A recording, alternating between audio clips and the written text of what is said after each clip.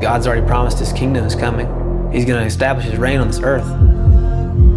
But we have to choose to do exactly what he's asking us to do, to make a difference for his kingdom through his power.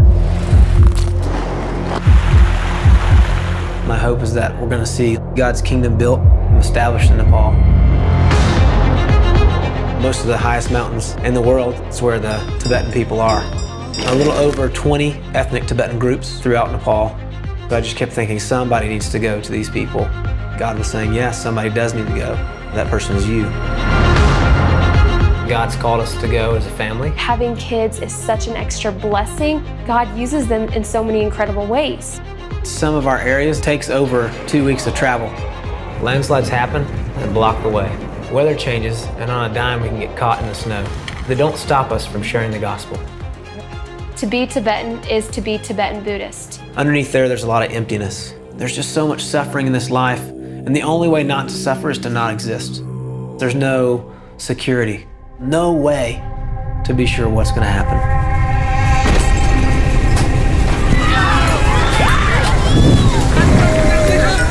4 months after we came, the house started shaking. We were coming off the ground, up and down. We went outside, and at that point it became real what had happened.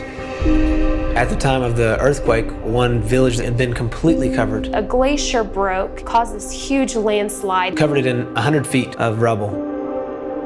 Almost every single person from this people group was dead. This was one of our people that we were focused on.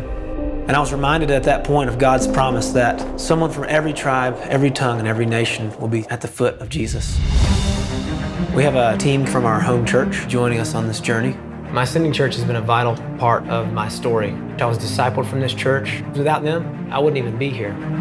We'll be trekking for 3 days, demonstrate our love and care we have for the people of this valley, just helping them rebuild their houses. Everything was wrecked, everything was destroyed, everything was ruined. I had nothing in one moment. Boom! Everything was changed. But God is using that earthquake.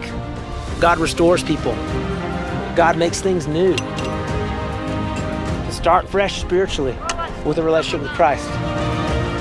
People that never heard is going to come to know him. We have an opportunity to share in a way that we never could have shared. We have that hope to give people. So don't waste those opportunities. Use it for what God has for us to do.